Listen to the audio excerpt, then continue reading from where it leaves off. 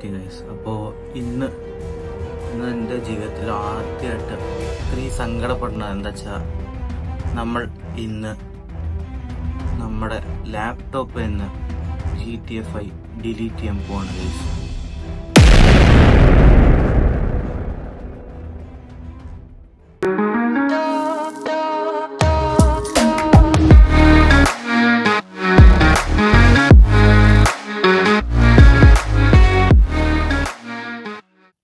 അതെ, നിങ്ങൾ കേട്ടത് ശരിയാണ്. നമ്മൾ GTA 5 ഡിലീറ്റ് ചെയ്യാൻ പോവാണ് ഗൈസ്.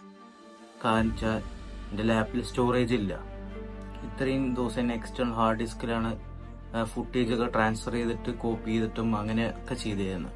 പക്ഷെ അതിന് നടക്കില്ല ഗൈസ്. അപ്പോൾ നമുക്കെന്നാ GTA 5 ഡിലീറ്റ് ചെയ്യാം.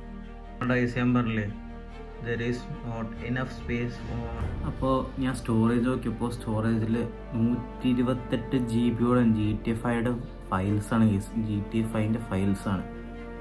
So additional 31.9 GB to copy these file. അതായത് ഇനി ഇതിൽ സ്പേസ് ഇല്ല. എൻ്റെ ലാപ്ടോപ്പ് കരയാണ് സ്പേസ് ഇല്ല. ഞാൻ പറഞ്ഞില്ലേ ഗൈസ്, ലാപ്ടോപ്പ് സ്റ്റോറേജ് ഇല്ലാത്തതുകൊണ്ട് എഡിറ്റ് ചെയ്യുമ്പോൾ ഒരു ലാഗാണ്.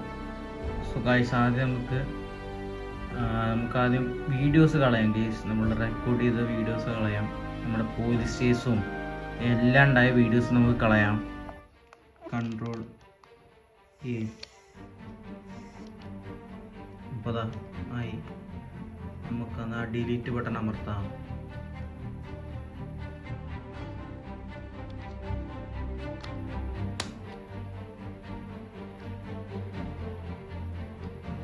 യെസ് കൊടുക്കാം ഗൈസ്.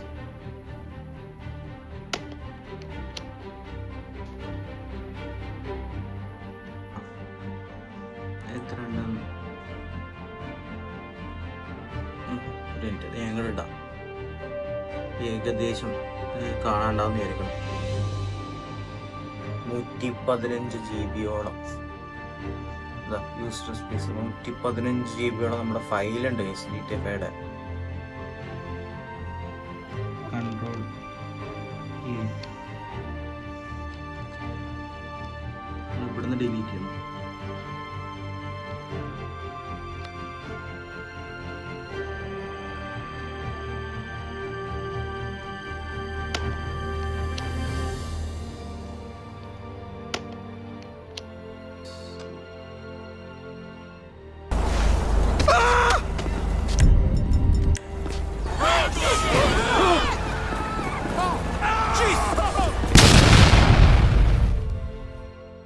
അങ്ങനെ ബേസിക്കലി ഇതാ നമ്മുടെ സ്റ്റോറേജ് ഫുള്ളും, ലോക്കൽ ഡിസ്ക് ഫുള്ളും കാലിയായി.